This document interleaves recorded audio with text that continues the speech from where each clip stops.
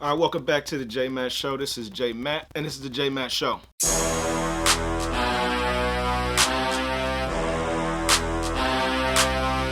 over. Smokehouse beats. All right, so it's Amazon FBA update time, and I've made a lot of progress. So let's talk about it. As of right now, with my private label product, I currently have about 10 reviews, 10 or 11 reviews, which is good. I recently got my listing photos upgraded. That cost me about $300 something for that. I also got my A+ content completed. That's all the additional information at the very bottom of the listing, which helps conversion rates. And we're gonna find that out in a minute. So I got all that done. That cost me another $100 something.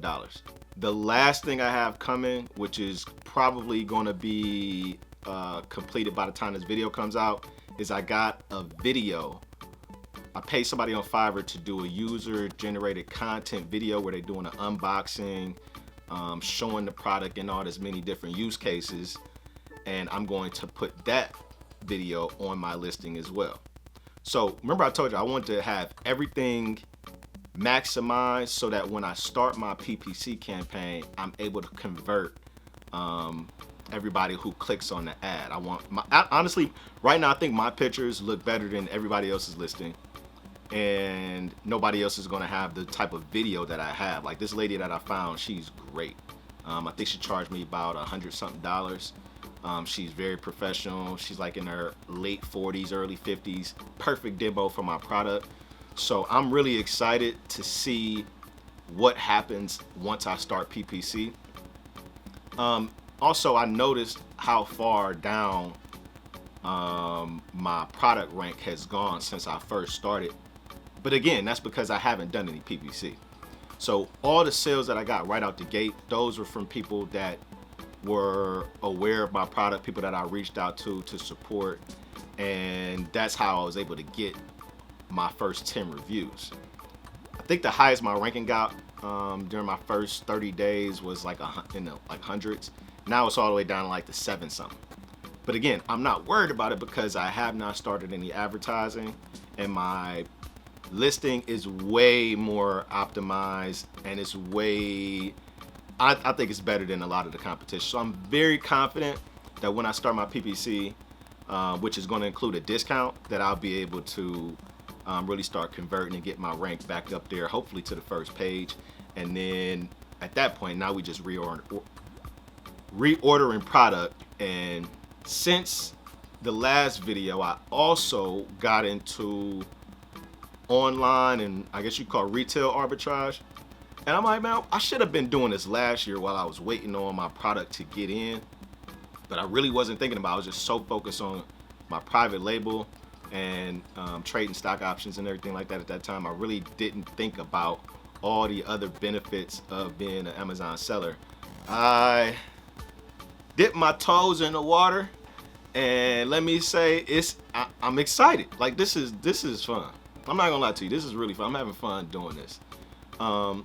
I actually shipped out my first FBM that's fulfilled by merchant order today, and I'm learning a lot from that process.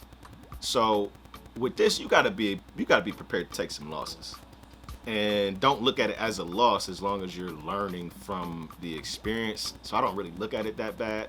Like I don't look at it that way. I kind of expect it, but as long as my losses aren't through the roof where I can like afford it and I can make that money back on these listings and these products that I'm now starting to find and send into Amazon. So the first product that I ordered, I got faked out.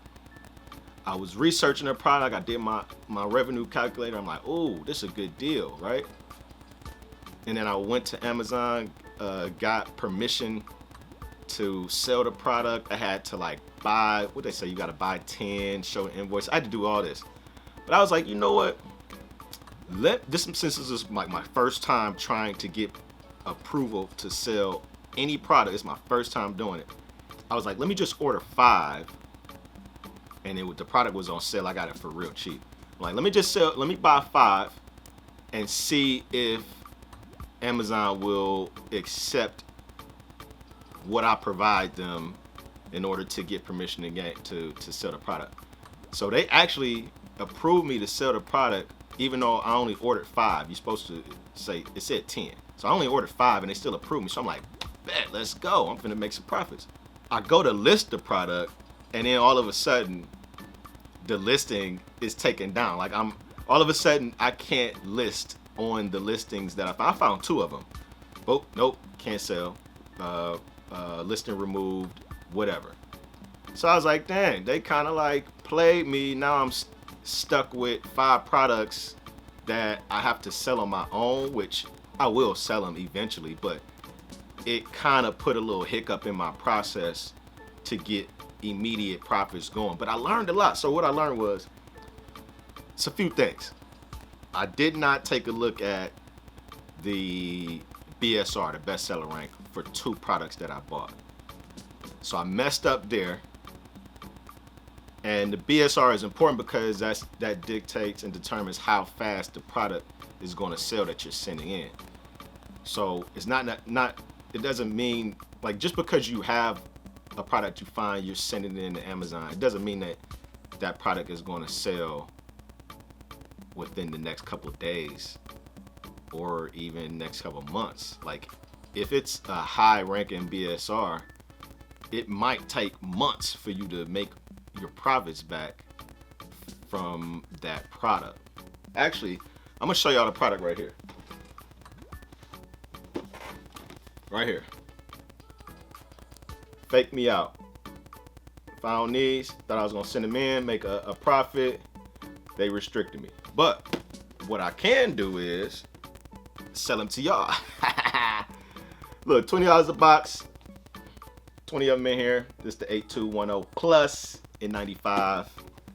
Niyash approved, however you pronounce it. But anyway, that's the product that I ordered that I got pump faked out by Amazon on. Oh, the next thing I learned, I got ungated in grocery and gourmet foods. This was a big deal for me because grocery and gourmet, like, people go to the grocery store once, twice a week, maybe. Well, people go to the grocery store usually twice a month, like do real big shopping. And you always repeat buy the things that you consume on a regular basis. So if you can find products that are replenishable and sell fast and often, you're good to go. So I'm kind of focusing on right now finding 5 to 10 products that are replenishable, that sell 50 to 100 times a day, not a month, a day. And I want to focus on building my inventory up in FBA with those items. So what I did to get ungated in gourmet and grocery was I found a supplier and I bought the required amount of the product, which was 10. I bought even more because of the profit margin that I was looking at. Now, since I bought it, the profit margins have honestly depleted down to where it's actually not profitable. It was selling for a price, now it's like $2 below the price where I initially bought the product. However, I'm still ungated. So even though the product is no longer profitable for me to sell, I still didn't lose because now I have permission to sell not only that brand, but other grocery and gourmet foods. So that opened me up to a whole lot of other options. And now I can go ahead and do RA too, because I can source these items that I found online locally and still make a very decent profit. We're talking about 15 to 25.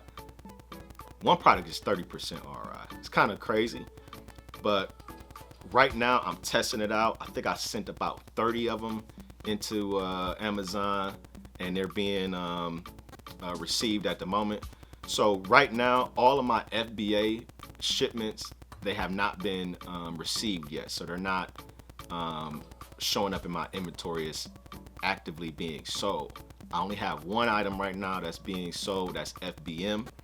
So I'm going to check back with y'all and give y'all an update so y'all can figure out, or so I can let y'all know how successful or not successful these replenishable products are and how fast they selling, blah blah blah. I'm gonna give y'all an update, let y'all know.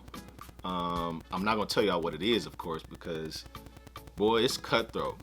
Like, people be lowering these prices. Like, you really gotta pay attention to the price history on these products before you make an investment. You gotta go back and see if it's consistently in the range of profits. If it's not, if it dips certain times of the year, or if it's too many sellers, like, you gotta look at all this information before you pull the trigger to make a purchase, because you could easily be losing money or maybe just slightly breaking even if you don't do all of the research before you pull the trigger and buy a product. So I don't really want to make this too long, but I just want to give y'all an update. This is what I'm focused on heavy at this point, because I feel like once I get into a rhythm, I can really start making this as much of a passive income as I can. The private label product is really going to be my money maker. That's almost about 40 to 50% ROI every time I sell a product. And once I get that on autopilot, I mean, we finna take off. So stay tuned if y'all interested in Amazon selling. I'm not, like I'm not a guru. I'm not like on here trying to like sell nobody a course or show up anybody actually how to do Amazon, but I do want to give pointers. I do want y'all to be able to kind of like hear some of my experiences and then take that into account when you on your own journey.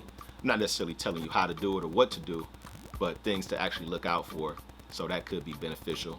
But let me know, man, if y'all got any questions. If y'all like these videos, y'all want some more updates a little bit more often. But I'll be back with another update, especially once my FBA products get like received and they're available for sale. I'll definitely check back in with y'all, probably show y'all some of the stats and what's going on, so you get a better feel of what this process is all about. But I'm enjoying it, and I hope y'all enjoy it too, man. It's J Matt Show. I'm out of here.